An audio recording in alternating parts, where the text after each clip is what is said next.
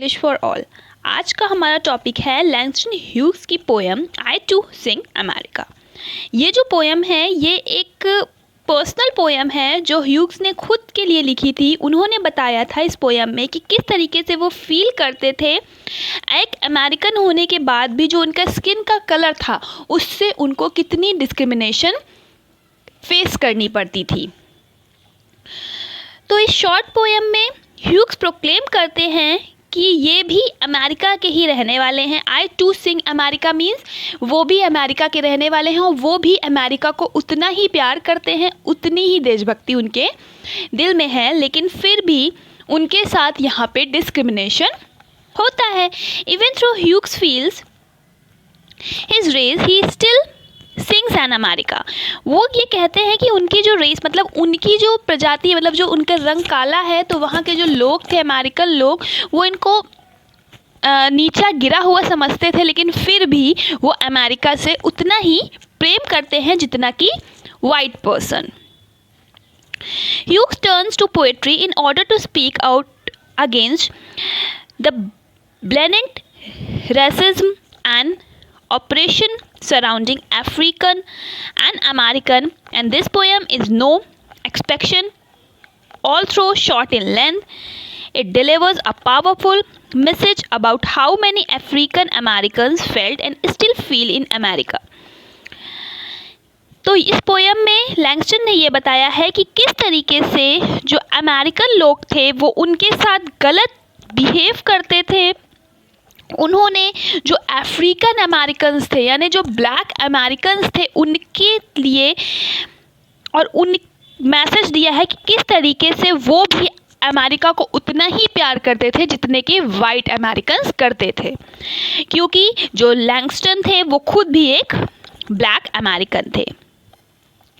तो अब हम देखते हैं इस पोएम का टेक्स्ट। ये पोएम है, पोएम पढ़ते हैं फिर इसका समरी पढ़ेंगे। I too sing America. I am the darker brother. They send me to eat in the kitchen when company comes. But I laugh and eat well and grow strong. Tomorrow I be at the table when company comes. Nobody will dare say to me, eat in the kitchen. Then, besides, they'll see how beautiful I am and be ashamed. I too am America. तो इस poem में साफ पता चल रहा है कि ये कहते हैं कि मैं भी इस जो अमेरिकन है मैं भी उनका ब्रदर हूँ। मुझे इनको फोर्स किया जाता था कि जब उनके यहाँ गेस्ट आए तो वो किचन में खाना खाएं, लेकिन वो खुशी खुशी किचन में खाना खा लेते थे क्योंकि उनको स्ट्रॉन्ग बनना था और उनको आगे चल के उनके साथ बैठ के खाना था। वो कहते हैं कि एक दिन इनको रियलाइज़ होगा कि हम भी यहाँ के सिटीज़न हैं, हम भी यहाँ देश को उतना ही प्यार करते हैं और वो हमें भी उस चेयर पे उस टेबल पे बैठ के खाना खिलाएंगे।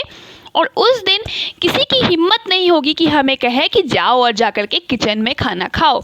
उस दिन उनको अपनी गलती का एहसास होगा।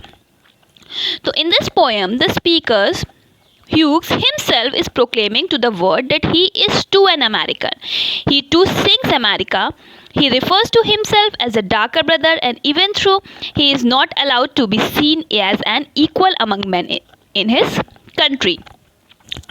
वो ये बताते हैं इसमें कि हाँ वर्ड से ये कहते हैं, वर्ड यानी दुनिया से ये कहते हैं कि मैं भी एक अमेरिकन हूँ, मैं भी अमेरिका ही गाता हूँ। Means I too sing America means मैं भी अमेरिका को उतना ही प्यार करता हूँ, मैं भी जितना कि वाइट पर्सन करते हैं, वाइट पीपल्स करते हैं। उन्होंने अपने आप को डार्कर ब्रदर रेफ़र किया है इस पोएम में कि वो एक डार्कर ब्रदर है। मीन्स उनका जो स्किन कलर है वो ब्लैक है। And even through is not allowed, उसके बावजूद उनको उन लोगों के बीच में बैठ करके उन जो कंट्रीमैन थे उनके साथ बैठ करके कुछ भी करना अलाउड नहीं था। उनको उन लोगों के इक्वल नहीं माना जाता था। He is continuously hidden away by the white majority. He is still an important and integral part of America.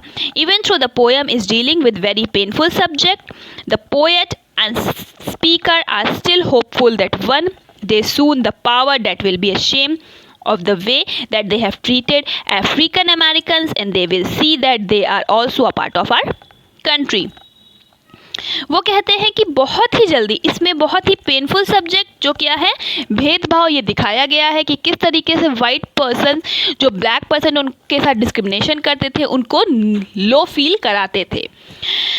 और वो कहते हैं कि एक दिन ऐसा आएगा जब इनको खुद के ऊपर शर्म हो आएगी कि किस तरीके से उन्होंने हम लोगों को ट्रीट किया था, और वो ये समझेंगे कि हम भी इस कंट्री का पार्ट हैं और हम भी बहुत ही ज़रूरी हिस्सा हैं इस कंट्री का।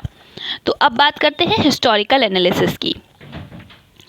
Langston Hughes was born in 1902 and died in 1967, and during the span of his life he saw America grows and evolve when it came to equal right in majorities. Even though slavery has been abolished years before he was born, Hughes still encountered benign racism and oppression of black men. His writing often represent his oppression, and through his poetry he fights the majority and sings the praise of his fellow African American. Fortunately, Hughes lived long enough to see the Civil Rights Act of 1964 become law. However, the struggle of African Americans and other majority group continue to exist in the United States today. तो ये जो Hughes थे वो 1902 में पैदा हुए थे और 1969 में इनकी डेथ हो गई थी।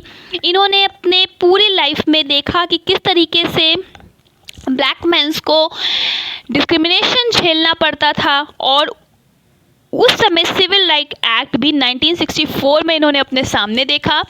इनके जीते जी 1964 में सिविल राइट एक्ट वहाँ पे आया, लेकिन फिर भी इतनी चेंजेस नहीं आए हैं अमेरिका में, चाहे तब और चाहे अब।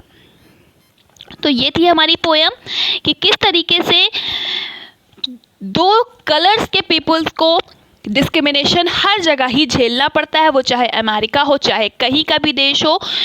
कभी कभी जो वाइट पर्सन होते हैं वो ब्लैक पर्सन के ऊपर अपना थोड़ा अधिकार जमाते हैं।